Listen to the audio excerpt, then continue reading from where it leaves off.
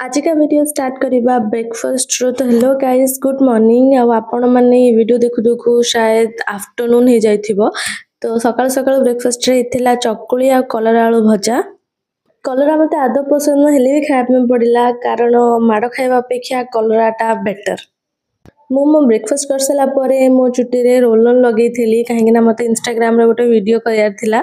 आ तापरे आसीगला होची मोर पार्सल, जोटा कि मो ऑर्डर करथिली वॉलपेपर। आगुरु भी आपनको कहिथिली कि मोर गॉडरेज रो मो वॉलपेपर लगाउची आ अधा रही जाइथिला, तो सेटा आसी पहुंची गेला। एटा मो आज लगेइबी। आ एठी मो रोल ऑन खोलुची। मते तो किसी एक्स्ट्रा जना पड़लानी, कहीं ना मो हेयर टा टिके लॉन्ग अच्छी। आई गेस शॉर्ट हेयर मानकर बहुत भलो रिजल्ट देखिबो।